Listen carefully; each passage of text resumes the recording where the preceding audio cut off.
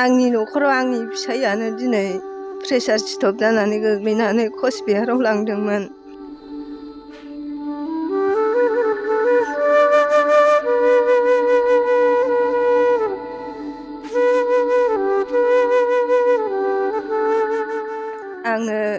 आंहा न'खराव रावबो गैया, बिमा फिसा सानैल'।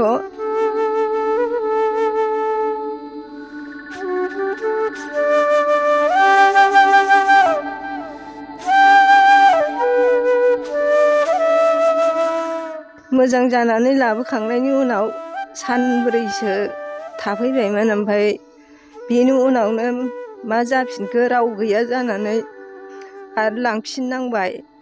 दा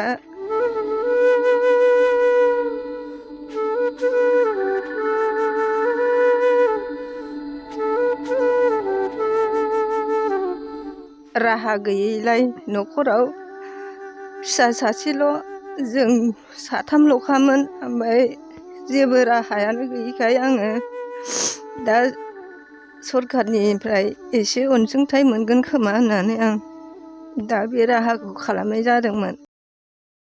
मा गामि बेयो? गुरफिला सिंगिमारि। मा जादों नोंथां न'खराव? आंनि न'खराव आंनि फिसाइयानो दिनै प्रेसार स्ट्रक जानानै गोग्लैनानै कचबिहाराव लांदोंमोन। ओमफ्राय दा मोजां जानानै लाबोबायमोन। दा आंहा न'खराव रावबो गैया, बिमा फिसा सानैल'। ओमफ्राय मोजां जाना लाबोखांनायनि उनाव मा जाया? मोजां जानानै लाबोखांनायनि उनाव सानब्रैसो थाफैबायमोन। ओमफ्राय बेनि उनावनो मा जाफिनखो राव गैया जानानै आरो लांफिननांबाय। दा माब्ला लांफिना? लांफिननायाथ' थारिखखौ गोसोआव गैला दा मा आङो। थासारियाव दं? दाथ' लांफिननानै नायनानै एसे राव फैबायनो। ओमफ्राय दा राव फैनानै दा मा हालोदाव दं? हालोदाथ' आथिं फारसेयाबो जेबो रोङा, आखाइबो जेबो रोंला आरो। दा नोंथाङा दिनै मानि थाखाय खौरां बिजोङाव नुजानांगौ गोनां जादों? दा आंहा राहा गैयैलाय न'खराव फिसा सासेल', जों साथामल'खामोन। ओमफ्राय जेबो राहायानो गैयैखाय आङो दा सरकारनिफ्राय एसे अनसुंथाइ मोनगोन खोमा होननानै आं दा बे राहाखौ खालामनाय जादोंमोन। बियो 2 नं सिंगिमारि। मा जाथाय जादों? बे न'खरावहाय ओरैबायदि समस्या मोनसे जादों जे थांनाय डिसेम्बर दाननि 26 थारिखआव हरखाबै मिथिस्लाबै माने बे न'खरनि गारजेनानो प्रेसार स्ट्रक जानानै माने गाज्रि अलखदाव सोलिगासिनो दं दिनैसिम। बिथांखौ वेस्ट बेंगलनि कचबिहार मिसन हस्पिटालाव लांनाय जादोंमोन, थिसनहैदोंमोन। थिसनखांनायनि उनाव बिथांखौ जोङो मोजां जानानै लाबोफिनदोंमोन। लाबोखांनायनि उनाव बिथाङा हरखाबैनो बे एखे सेम कन्डिसनावनो गोलैफिननानै बिथांखौ दा ट्रिटमेन्ट होगासिनो दं बे कचबिहारनि मिसन हस्पिटालावहायनो।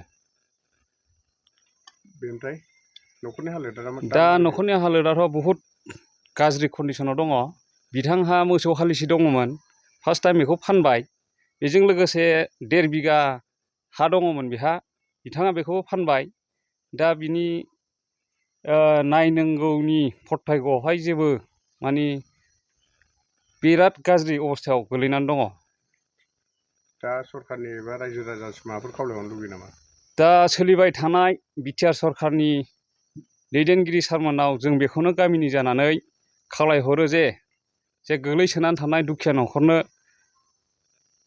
ट्रिटमेन्टनि थाखाय जा हायो सहाय मदद, आरो रायजो राजा समाज सिबियारि बिथांमोनखौ जोङो गुरैयै खावलायहरो दि न'खरनि जानानै बिथांनि देहाया सुस्थ' भाबै फैफिननांगौनि थाखाय जा एसे अनसुंथाइ होनो हायो, बिनि थाखाय जोङो गुरैयै गामिनि जानानै खावलायहरनाय जाबाय।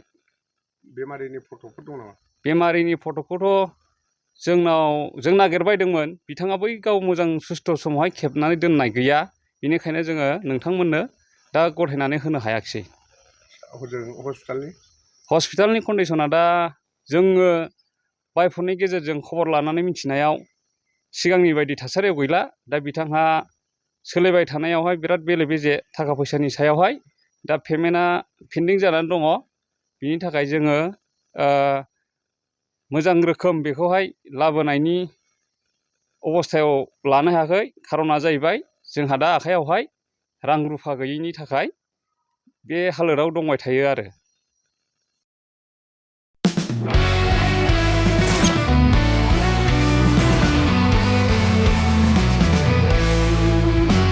नोंथांनि जिउआव जायखिजाया खामानियावनो हेंथा नुजाथिदों नामा? गोब्राब नाजासेयावबो जिउआव जाफुंसारनायखौ मोननो हायाखै नामा? जुदि नोंथाङा बेफोर बायदि जेंनाफोरजों मोगा-मोगि जानांदोंब्ला बे खेबनिफ्राय जिंगासिनांगौ गैलिया। मुलुग दरबाराव तन्त्र मन्त्रनि थाखाय बयनिख्रुइबो मुंदांखासिन थावनियानो जादों मायां। मायांखौ साधु बिद्यानि रायजो होननानैबो मिथिनाय जायो। बे मायांनिफ्रायनो तान्त्रिकनि सोलोंथाइ लानानै फैदों मुंदांखा रबि कबिराजा। बिथांनिफ्राय नोंथाङा नोंथांनि जिउनि गासिबो रोखोमनि जेंना जेंसिफोरखौ सुस्रांनानै लानो हागोन।